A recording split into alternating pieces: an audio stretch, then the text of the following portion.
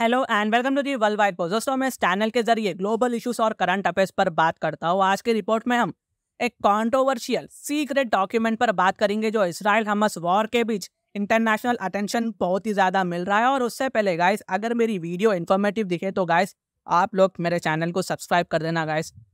इतना तो कर सकते हो ना, कर देना। शुरुआत करते हैं उस लीक्ड सीक्रेट डॉक्यूमेंट से कि आखिर क्या लिखा हुआ था उस डॉक्यूमेंट में जिसने हलचल मचा दी है पूरे मिडिल ईस्ट में। इस लीक्ड सीक्रेट डॉक्यूमेंट के मुताबिक ना इजराइल के पास गाजा की पॉपुलेशन को इजिप्ट के सिनाई पेनिनसुला में शिफ्ट करने का एक बहुत ही बड़ा मैसिव प्लान है।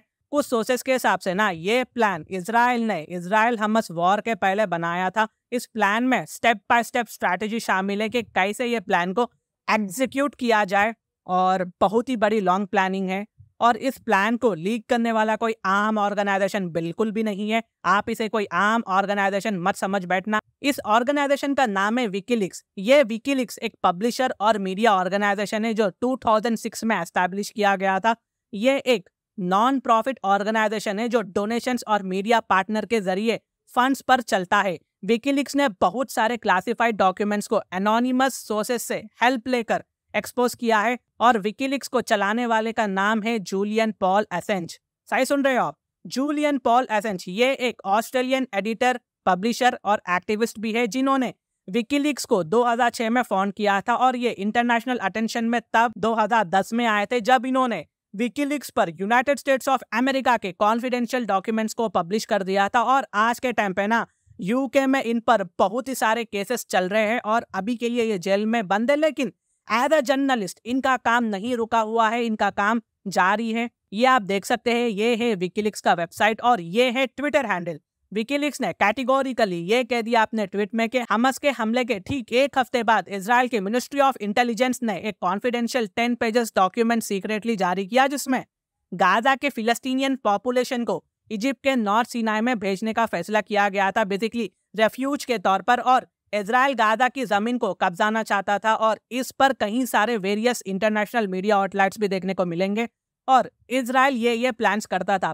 पहले फिलिस्तीनियन सिविलियंस को इजराइल के तरफ से ऑर्डर दिया जाता है नॉर्थ गाजा को छोड़ने के लिए और साउथ गाजा चले जाए। लेकिन सेकेंड, नॉर्थ से लेकर साउथ गाजा तक ग्राउंड ऑपरेशंस किए जाते हैं। तीसरा, इजिप्ट और गाजा के बीच रफा बॉर्डर के रास्ते को खुला छोड़ दिया जाता है ताकि गाजा के फिलिस्तीनियंस गाजा छोड़कर इजिप्ट को चले जाए।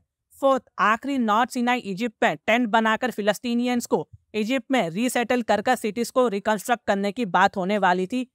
अब ये कंप्लीट हेब्रू में लिखा हुआ है, यहाँ इसका लिंक है, यहाँ जाकर आप चेकआउट भी कर सकते हैं। और इसमें से ना पहले 2 ऑप्शंस इजराइल ने सक्सेसफुली कर दिया है, लेकिन इसके बाद इजराइल को विकीलीक्स ने कंप्लीटली एक्सपोज कर दिया था।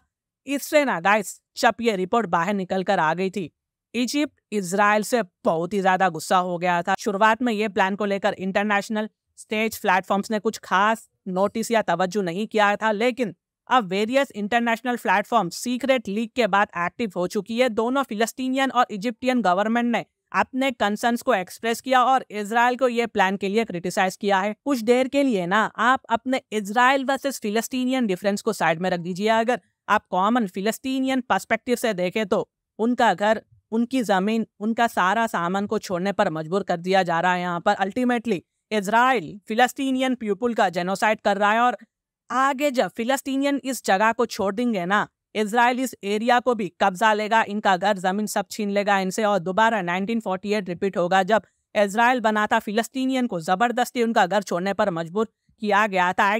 अगेन ये हिस्ट्री ना रिपीट हो सकती है। ये सीधा इंटरनेशनल लॉ का वायलेशन है। इजराइल ये सब कर फिलिस्तीनियंस का जेनोसाइड कर रहा है। ये सब देखकर ना गाइस, मुझे father of the nation Gandhi ji का कोट याद आता है, Palestine belongs to the Arab in the same sense that England belongs to the English और France to the French. It is wrong and inhuman to impose the choice on the Arabs. Gandhi ji ना guys बहुत ही visionary personality थे। जब Israel बना भी नहीं था तब इन्होंने ये कोट कहा था। बाद में 23 जनवरी 1948 में गांधी जी की डेथ हो जाती है और 14 मई 1948 में इजराइल बना था। और गांधी जी ब्रिटिशर्स की हिपोक्रेसी और आदत से बहुत ही वाकिफ थे। तब ऑफ कोर्स कि ये एडवोकेट भी थे।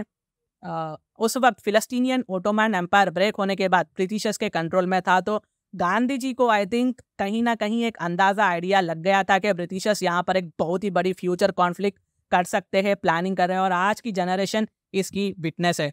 आपकी क्या राय ये जानना बहुत ही ज़्यादा ज़रूरी है। अपनी राय कमेंट करें, और इंटरनेशनल पॉलिटिक्स के लिए और रिलेशनशिप को समझने के लिए आप मेरे चैनल को भी सब्सक्राइब कर सकते हैं। बहुत ही ज़्यादा इंफॉर्मेटिव अपडेट्स आती है इस चैनल पे, अगर कर लेंगे तो गाइस थोड़ा बहुत अच्छा होगा मेरे लिए।